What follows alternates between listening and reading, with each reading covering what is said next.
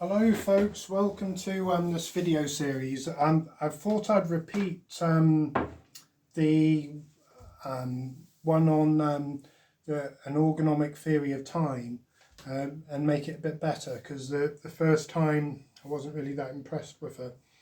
So instead of trying to cram it all into one video, I'm going to do two videos, so for each part of the paper. So we'll start off with paper one, which is the formal name of the paper at Journal of Psychiatric Orgone Therapy was an Ergonomic Theory of Time, Part 1, Previous Time Theories. And what it looked at is three things: previous time theories there are, summarising them. Just the general outline. Anomalies in time that often seem to be associated with an or energy, which is excited orgone, and then an introduction to the second part of the paper. So time is incredibly complex. The more you look into it, the harder it seems to work out, and the only universally agreed definition could be time is not what anyone thinks it is. So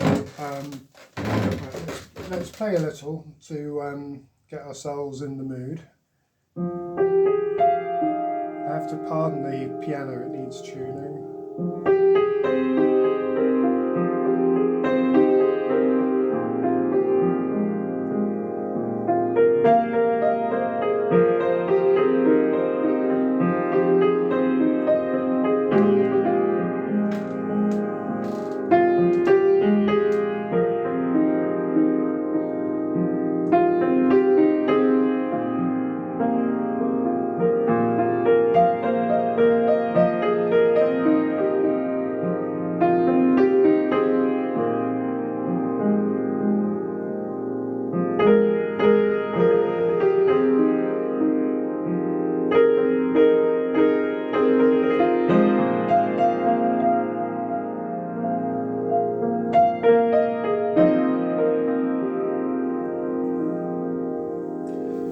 So the different types of theories, or the types of time theories, is presentism, which is all there is the present.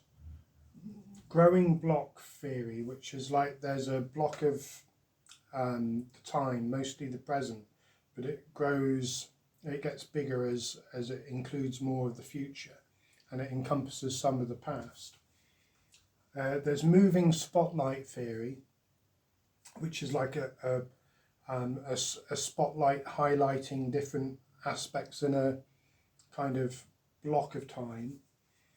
There's dimensionality, which is time as a dimension, which is the kind of view of time in relativity theories. There's relationism, which is the main theory of time.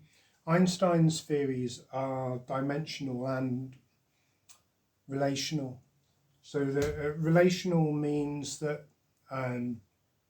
time is related to objects or energy moving or what have you, and that's the main view in physics.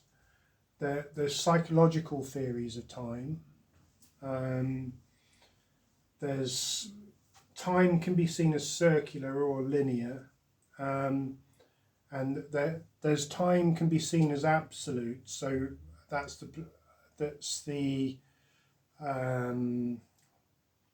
that was Newton's approach to time, that there was this absolute container that ticked away regardless of what happened inside that container in the universe.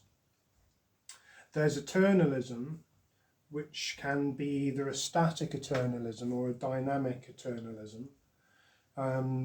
people like David Icke and have a view of time as eternal, and that it's a dynamic eternalism, because depending on your consciousness you can highlight different moments in this block of eternal block of time. Plato saw that there was two types of time, that there was a static eternalism, and then you had your life was kind of a moving image of that static eternalism. So it was both Plato had both types of eternalism in his theory. Then quantum physics can have both time as local. Most physics see time as just a local phenomena of particles changing, or energy changing, or matter or clocks moving. But sometimes things happen instantaneously, so that would be a non-time approach or timeless approach. And then all these different types of time theories get split into A types, which is where you see temporality or past, present and future as real, and B types, which don't accept that temporality is real, because there was a famous philosopher who can't recall at the moment, but based on his work we got the different types of time theory, because he was saying that, well, if something can be in the past and the present at the same time, or the future and the present at the same time, then the tenses don't really exist. So the time cannot be real if the tenses don't exist. But time is not just tied to temporality. So we got presentism, dimensionality, relational theories, and we've got difficulties in defining what a moment is, because of different physics. Say that, like, everyone's got their own separate moment because of they're at a separate place in the universe, and not all parts of the universe can communicate. So I'll play a bit more, and then we'll talk a bit further about the problems with different time theories.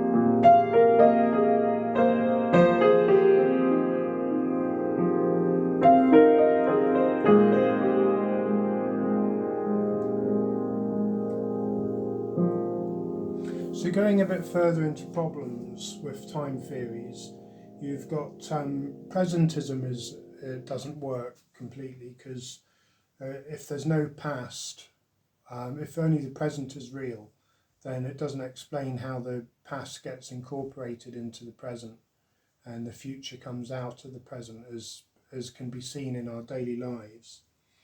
Not everyone agrees with the dimensionality of, say, Einstein's theories.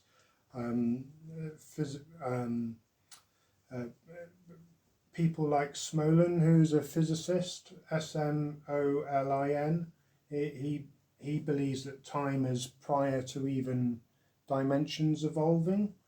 So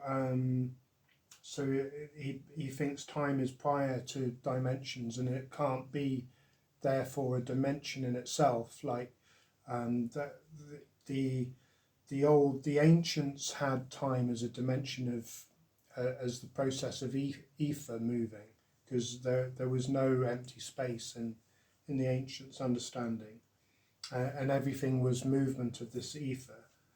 And then that's not so different from the understanding in Einstein's theory, where everything is the movement of time is the movement of a space-time as a dimension. Some people think it just doesn't make sense, that time is a very psychic phenomenon almost, and to say that it's just the same as material extension, that doesn't make sense to some people. And then there's the relational aspects, say like time is only me playing up the scale from F to F. But if time is just those notes being played, some people might hear those notes very quickly, and some people might hear them slowly, or the relational theories of time that discard psychic aspects, so that they don't do, and they make time only secondary to something else. So if time is only secondary to mechanical process, then without mechanical process, time would stop existing. And as I argue in the paper in part 1, there's lots of examples of time, like someone in a near-death experience. She was in a coma for a couple of days, and she experienced a whole decade within those couple of days. So purely mechanical conceptions of time don't explain time properly either. And then there's the problems with present moments, like because in relativity physics,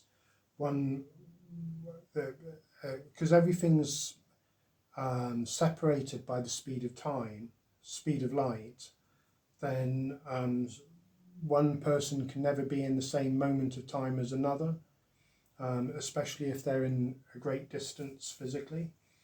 And then that contradicts with quantum physics, which sees some instantaneous processes like entanglement going on.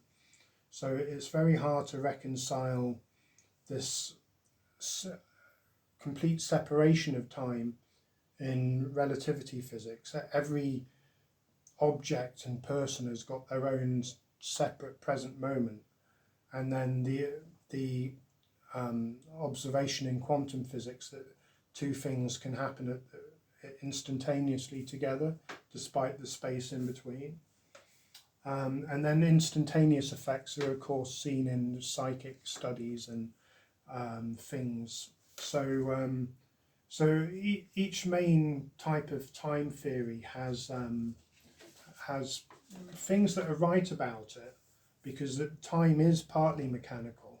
Time is partly related to the dimension, is kind of a dimension in some sense, because time has an energetic aspect to it, like a tree unfolding, or a seed unfolding into a tree, or a mountain gradually crumbling into the sea.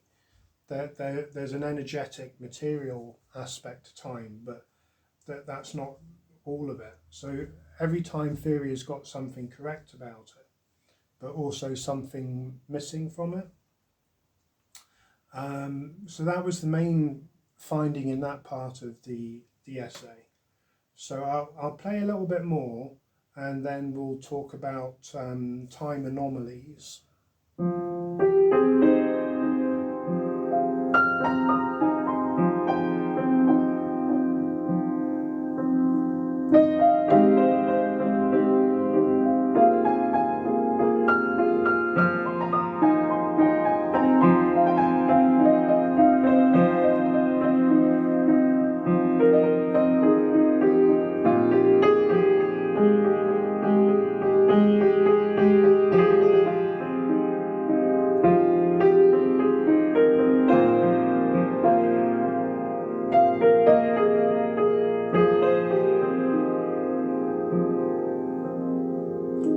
So there's various anomalies that most of us can see with time.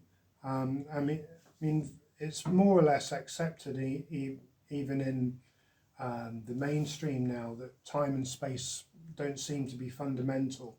There's instantaneous cooperation between entangled particles that are believed to be fairly well evidenced. So that would go to say that time isn't fundamental, or space isn't fundamental. Then there's remote viewing, which shows that, like, remote viewing out of time, like where the object is selected afterwards, that's been evidenced. So that kind of time is just movement in space. When there's all these instantaneous psychic and physical or material effects, that seems to negate time being a material thing. So we've got evidence for telepathy from Rupert Sheldrake. We've got remote viewing evidence from Ingo Swann, where we've got evidence that psychic powers are real from Edgar Cayce. We've got evidence that mind is not just in the body from near-death experiences. And we've got evidence that time can be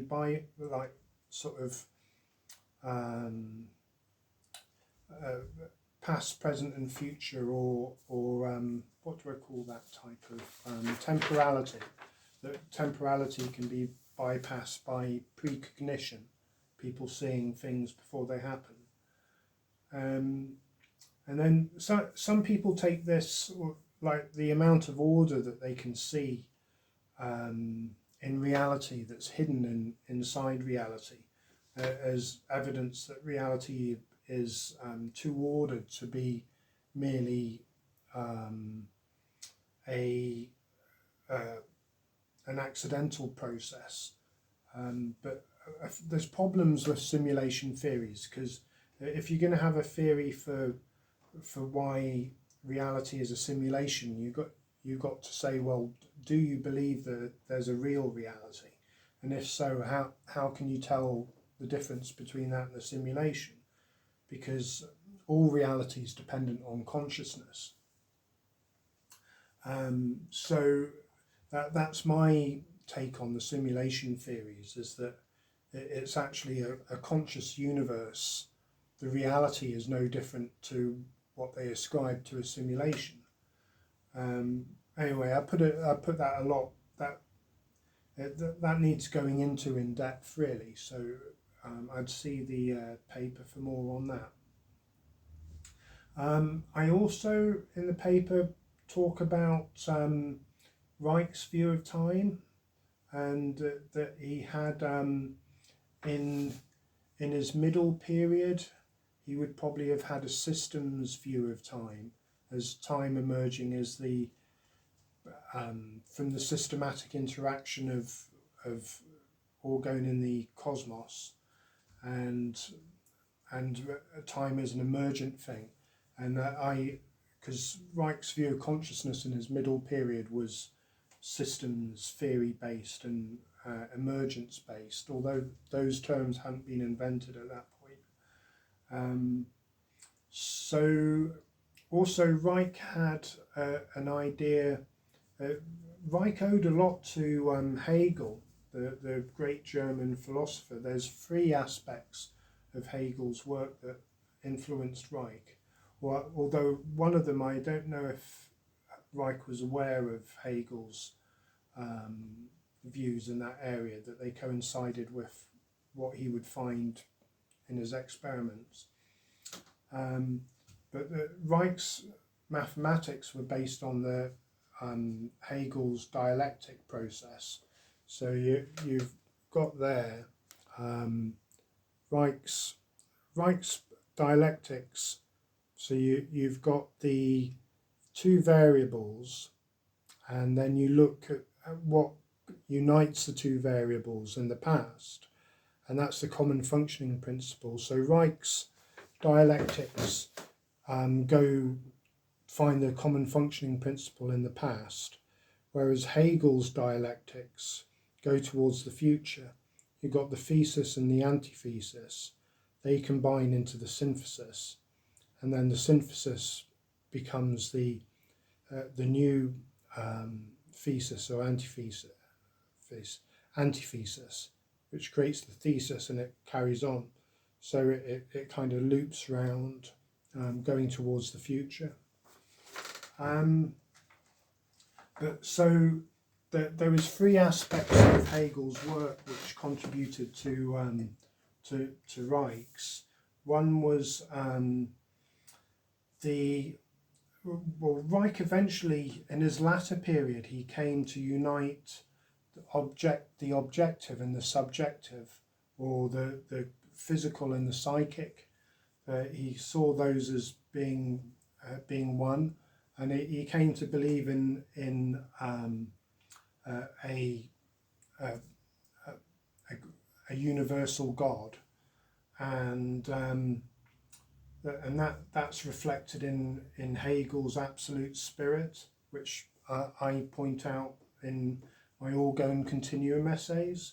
So my orgone continuum essays are really where I think where Reich was in his latter period. So that unity of psychic and physical is the same as Hegel's absolute spirit, or the same as my orgone continuum,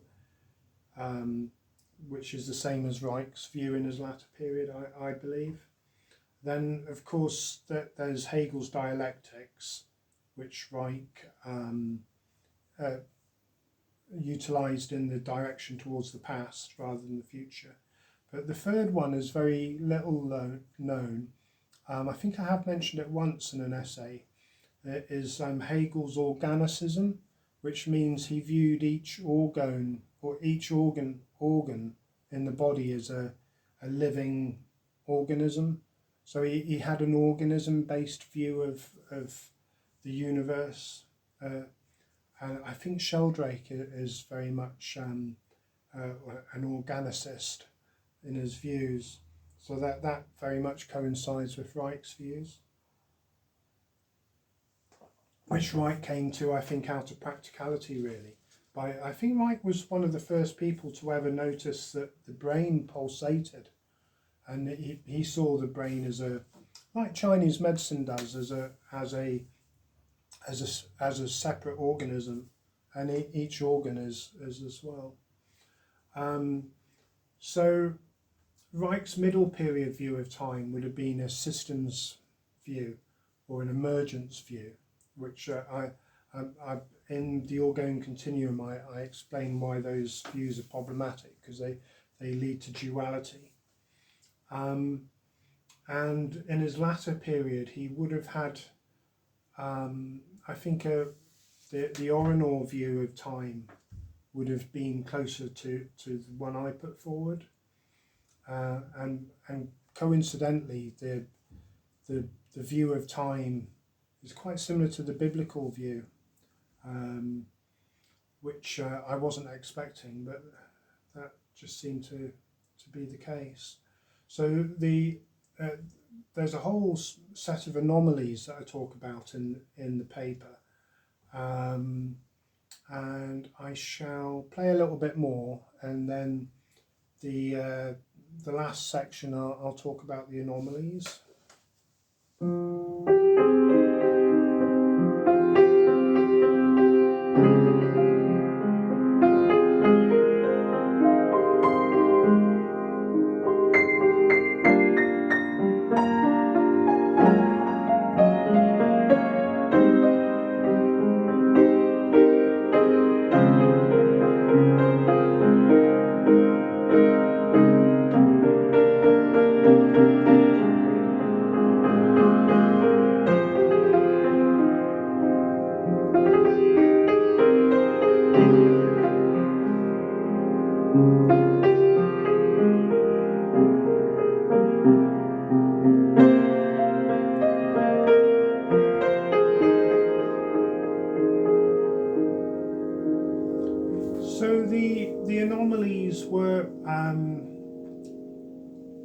Well,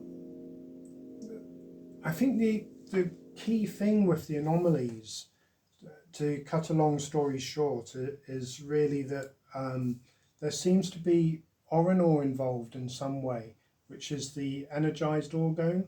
There's three types of orgone. There's quiescent orgone, or just orgone in its natural flowing, resting state. And then there's deadly orgone, which is stuck, contaminated or dying orgone. And there's energized orgone, which has become called Orinor because Reich first discovered it through the interaction of orgone and nuclear radiation. But you can make it in other ways. Even just mechanical, rubbing your hands, or energizing your own energy field. Like certain people, like who is it? The Israeli. There's the Israeli psychic. He can make. I believe he can make Orinor with just with his body or his mind. Anyway, the time travel anomalies that we discuss in the paper, there's the Doddleston computer from the 1980s, and that was, I believe, the electrical charge of the computer in a very old building in a highly charged environment had an Orinor field around it, and it seemed to communicate with a century past, a couple of centuries past, and a century forward. That was quite interesting. And then I talk about a book called Time Storms by Jenny Randall, and I must get in touch with her because she all the different things she describes in her book, like balls of energy that land on cars or people walk into and find themselves in different times. They all sound like they have a very strong Orinor charge. And I sometimes wondered that if that was why, if Trump had access to a time machine and that was making him tanned, because the Orinor can make you tanned. Or maybe it was fake tan, who knows. But the other experiences I talk about is one where a researcher I know, him when he was a teen, him and a group of boys travelled together in time, and they had a group, kind of a group mind travel. And then Ben Emlyn Jones, he told me about an experience where he was at a conference, and the room suddenly flipped back 100 years for a couple of minutes to a 19th century tavern. And he also met his doppelganger, which might have been himself on another time stream. And then I related my own experience where when I was 18, I had a premonition. What do you call it when you see the see the future? Precognition. I had precognition of going to this nightclub called the Hippodrome, which was at the Futurist Cinema, which has been knocked down now. But that's near Upper Bold Street, where a number of time slip occurrences have been reported in quite a lot of detail, because there's about 3 or 4 people have had quite detailed time slips between that part of Liverpool city centre in the 1950s. And then lastly I mentioned, we discussed military time travel, possibly. And then also the strange occurrences around Trump and the Baron Trump books from the 1880s, 1890s by Ingersoll Lockwood, which is a code for lock and key. Ingersoll being a key manufacturer in World War II. So we discussed time anomalies, and talk about what kind of theory you'd need that would encompass all, like a complete time theory would need to encompass time as material or energetic change, psychic aspects of time, time travel or precognition, and the possibilities of being within temporality, past, present, and future, and being outside it too. So a time theory would need to be able to encompass all of those things if it was to be complete, in my view. And then lastly, we talked about just an introduction to the orgonomic theory of time, which it looks at time as having four components, and reality as having three aspects. So we'll go into that in the next one, and we could have a little bit of rock and roll, I think.